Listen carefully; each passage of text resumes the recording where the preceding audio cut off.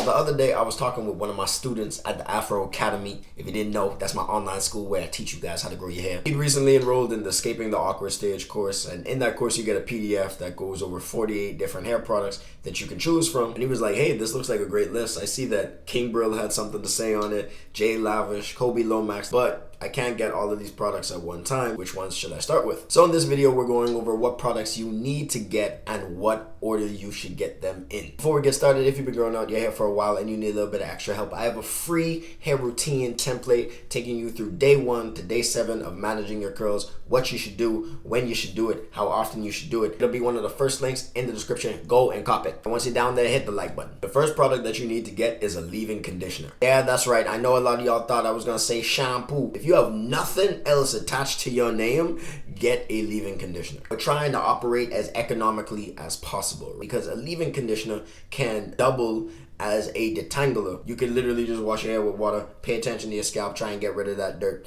and then afterwards you could put the leave-in conditioner in, use that to detangle your hair. And you could also just, keep it in your hair for moisture. It's one of the few products that you actually keep in your hair. Most of the other products you're going to rinse out anyway, and it's kind of going to give you like a temporary benefit. If I told you to get a deep conditioner, yeah, you'd put in your hair, for 20-30 minutes, it'll add a bunch of moisture to your hair, but that's not going to last you the entire week. You don't necessarily need the shampoo. You could wash your hair with just water, and you could use the leave-in conditioner as a detangler as well if it has enough slip. Next product you should get is a rinse out conditioner. That's right, we're staying on the theme of conditioners because they are the GOAT. You're going to use this to detangle instead of using the leave-in conditioner as well, because leave-in conditioners, especially if you're getting a good one, can be kind of pricey. So you don't want to be like going through a bunch of leave-in conditioner and have to get it like every single week. With the rinse out conditioner, you could go a little bit cheaper on the side because you're just trying to detangle your hair. You're not really trying to get moisture out of it. So if you only have these two products, you'll essentially wash your hair with water, focus on your scalp, then use the rinse out conditioner to detangle your hair, and then when you get out the shower and after you rinse all of that out, then you're going to put in your leave-in conditioner. Now that you've got your rinse out conditioner and your leave-in conditioner, you can finally get your shampoo. The purpose of shampoo is to clean your scalp, not necessarily your hair. I mean, yeah, it'll break up some of the product that's in your hair, but primarily it's to clean your scalp. But one of the downsides of using shampoo is that it'll strip your hair of its natural oils, notably sebum, which is responsible for keeping your hair and scalp moisturized. That's why we didn't want to get it first, because if you just got the shampoo to clean your hair, it's going to leave your hair feeling dry, and how else are you going to put that moisture in there? But now that you got the leave-in conditioner and the rinse out conditioner, you're able to detangle your hair, you're able to put that moisture back in. So we're able to insert that first step of shampoo in your hair, because essentially you're going to balance it out later. Now that you got a shampoo, you're going to want to get an essential oil. Now this is going to double as a sealant and as an oil for you to use on your scalp. Oils do not add moisture to your hair.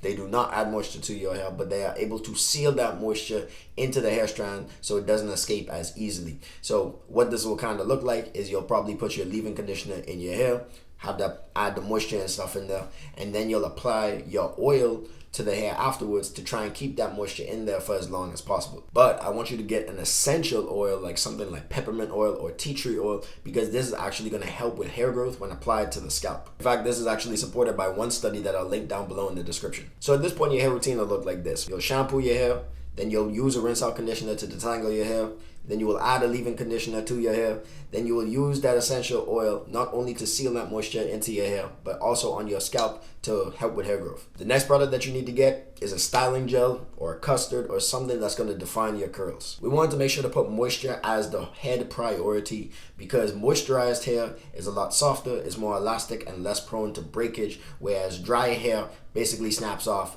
at the slightest inconvenience. So now that we've got that moisture out the way, we could actually focus on styling our hair, making it look good, doing curly hair routines. This is technically optional, but I would really advise that you do it, especially if you can get protective styles, because it's going to lower the amount of maintenance that you have to do to your hair throughout the week. If you don't know how to curl your hair, I'll leave a link in this corner showing you my curly hair routine and the steps that you need to do. The next product you should get is a curl cream. I often mention the LCO or the LOC method, which is basically a way for you to moisturize your hair by adding products in succession as almost in layers to compound that moisture. So in the LCO method, you'll add a liquid, then a cream, then an oil. In the LOC method, you'll do liquid, oil, then cream. But in my experience, you could actually live without using the curl cream. It's better if you do use it because, who doesn't want a little bit of extra moisture if you could if you could have it, but it's not an absolute must, so that's why it makes it at the end of the list. And if you guys are interested in the actual list that goes over those 48 product suggestions, I'll leave a link to that in the description. So go and download it. Trust me, there's no reason for you to go through this whole process of trial and error, trying out these different brands that ultimately don't do anything but make your hair feel worse. So that's why I made sure to check in with other creators with different hair porosities like King Brill, Kobe Lomax,